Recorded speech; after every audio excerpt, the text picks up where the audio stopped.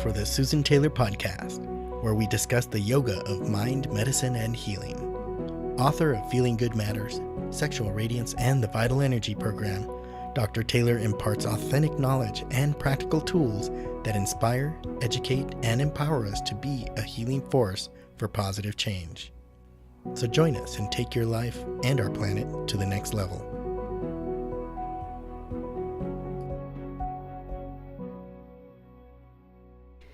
Hello and welcome to episode 41, Food as Medicine, the Power of Functional Nutrition.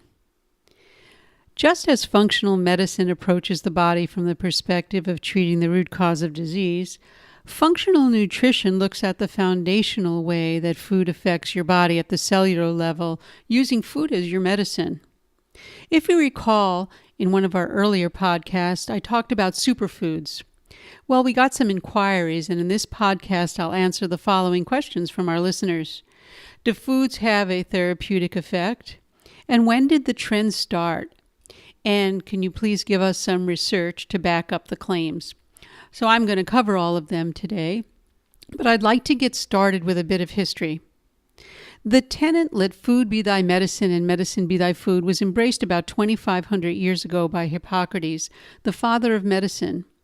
However, this food as medicine philosophy fell into relative obscurity in the 19th century, with the advent of modern drug therapy when the pharmaceuticals came in and took over the medical schools.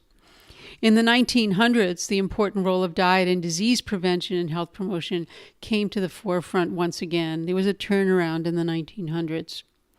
During the first 50 years of the 20th century, scientific focus was on the identification of essential elements, particularly the vitamins and their role in the prevention of various dietary deficiency diseases.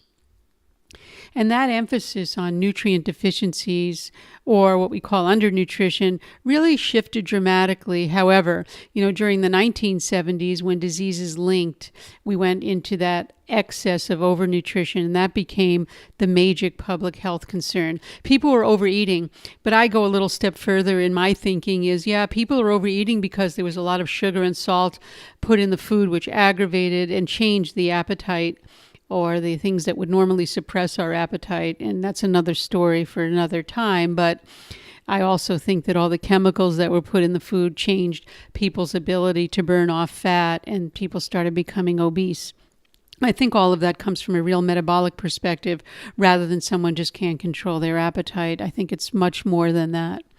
And that began a flurry of public health guidelines, including, the Senate Select Committee. There were dietary goals in the U.S., dietary guidelines in America. There was publications from the USDA and the Department of Health. The Surgeon General's report came out on nutrition and health, and it just went on and on from the U.S. Public Health Services. And all these reports were aimed at public policy and education, emphasizing the importance of consuming a diet that's low in saturated fat and high in vegetables, fruits, and whole grains, as well as legumes. And that was all done to reduce the risk of chronic diseases such as heart disease, cancer, osteoporosis, diabetes, and stroke, because they were the major ones at that time. Scientists also began to identify physiologically active components in foods from plants, called the phytochemicals, and that potentially they thought could reduce the risk for a variety of chronic diseases. Again, we're always taking in these cases that I'm speaking the reductionist approach rather than the holistic approach. So again, we're going to find that phytochemical that's going to cure, but again, it's research. And it's something that is very useful because people are inquiring. And we're inquiring because I always say, is it really to save lives or is it from an economic base? And I don't like to say this, but I do think there's a real strong economics behind it all, from hospitals to, it's big business. Everything is big business now, which is causing the problem to begin with. But I don't want to get off on that tangent.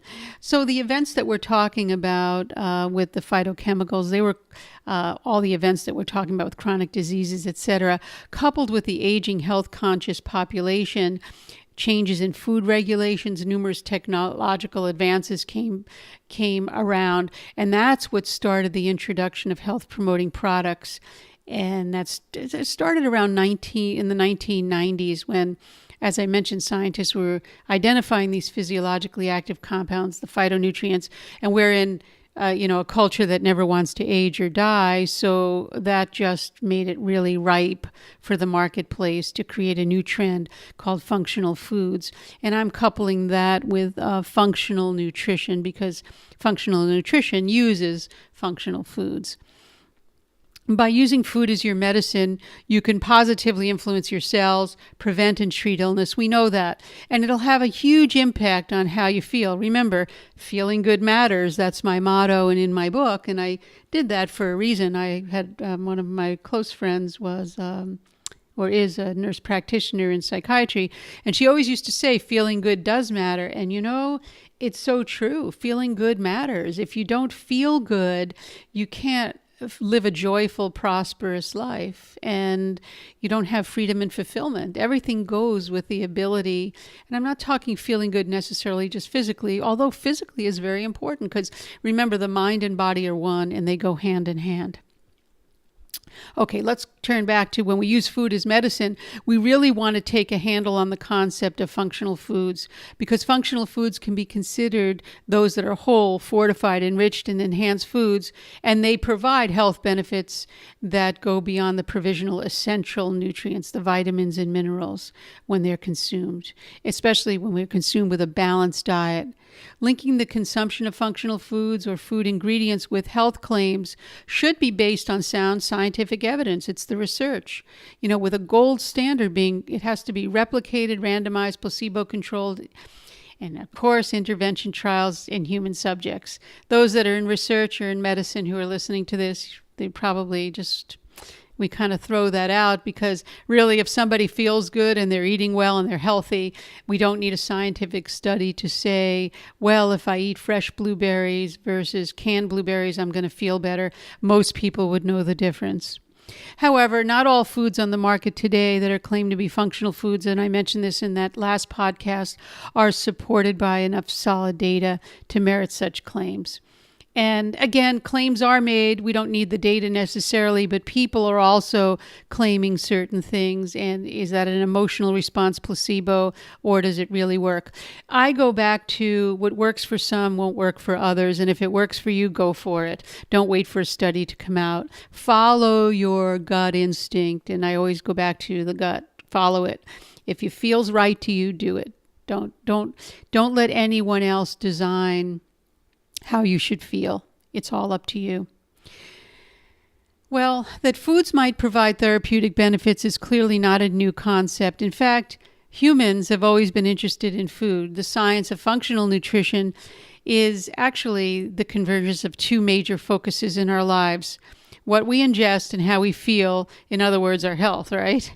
So the association between food and disease is widely recognized as the foundation of using food as medicine for preventing and possibly treating illness. But as I said, the concept of functional nutrition is often cited as newly emerging field, but the idea was first described actually in the ancient Vedic texts from India and in the Chinese traditional medicine later on. And the vision to develop functional foods does reflect the Eastern medical philosophy that medicine and food have a common origin. To practice functional nutrition, one needs to talk about functional foods, and we've talked about that before and in this podcast. And that trend here is the word functional, and I suppose as opposed to dysfunctional, right? So we could laugh about that. When we talk about functional nutrition, functional foods, the opposite of that is dysfunctional, and who would really want to be dysfunctional? The conviction to develop functional food specifically, and I didn't include this in the last podcast on functional foods, but I'm bringing it up because of the question that was asked. It actually first emerged in Japan through my reading and my research in the 1980s. They were faced with escalating healthcare costs, as we are too in the United States. And the Ministry of Health and Welfare initiated a regulatory system to approve certain foods with documented health benefits. And that was a study done in 1996. Today, Japan is the only country that recognizes functional foods as a distinct category, and the Japanese functional food market is now one of the most advanced in the world.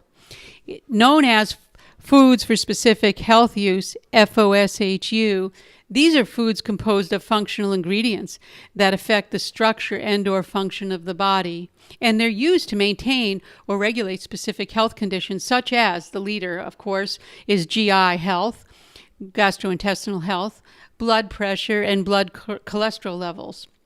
And these studies were done in the late 1900s. And as of July 2008, it stated that nearly 500 food products had been granted the FOSHU status in Japan. That's very interesting, and I thought to include it today. Let's turn to the research.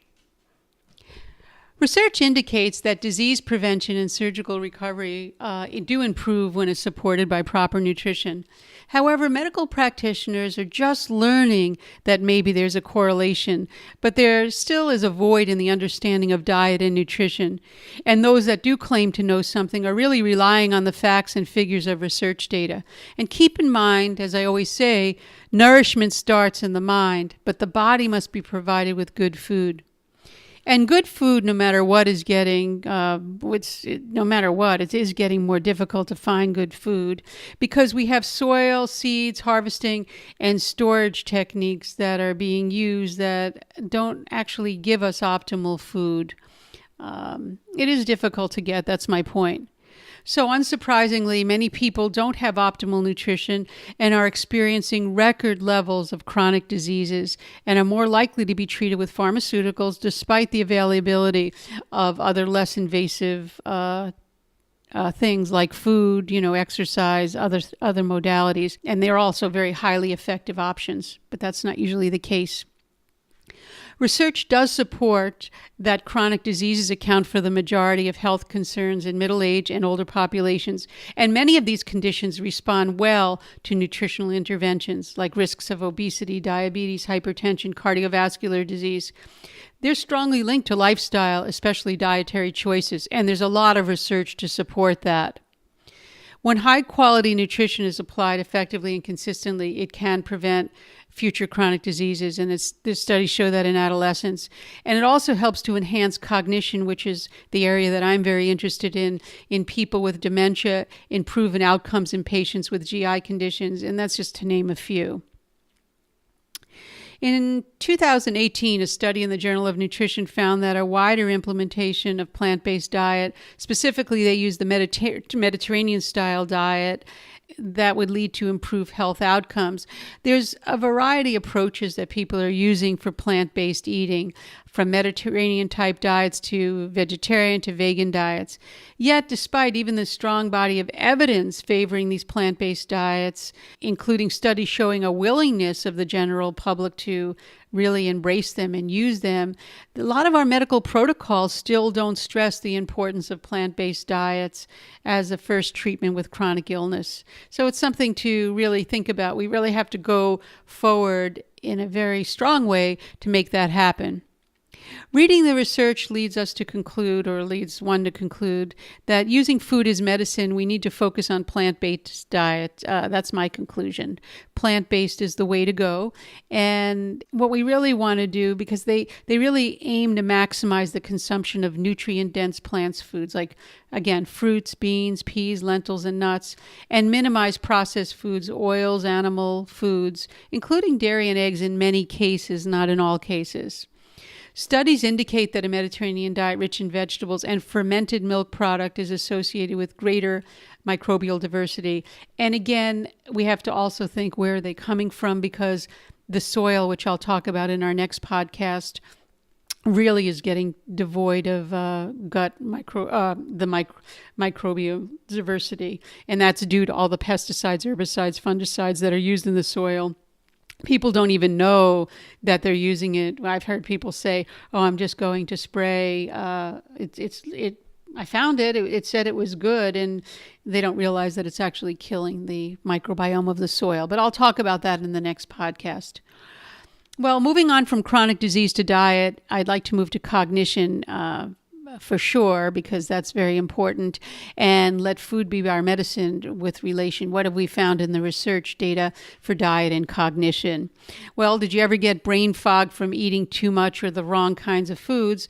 Well, I noticed if my diet goes off on a tangent, that my thinking gets affected. But what does research say? Well, in May 2018, there was a study published in Neurology, and they found that a healthy diet increases total brain volume, potentially offsetting age-related shrinkage. The study established that people who eat a diet rich in vegetables, fruits, nuts, and fish have bigger brains. And this is something that's not new, actually. Researchers found that after adjusting for age, sex, education, and smoking, and physical activity, that a higher diet score was linked to larger total brain volume. That's pretty interesting. And those who consumed a better diet had an average of 2 milliliters more total brain volume than those who did not. To compare, having a brain volume that is 3.6 milliliters smaller is equivalent in research terms to 1 year of aging. Pretty interesting.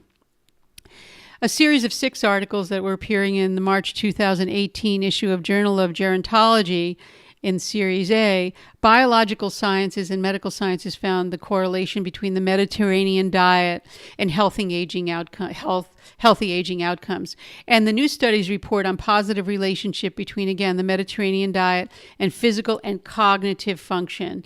And they used coenzyme Q10 as a supplement when adhering to the diet for reducing inflammation.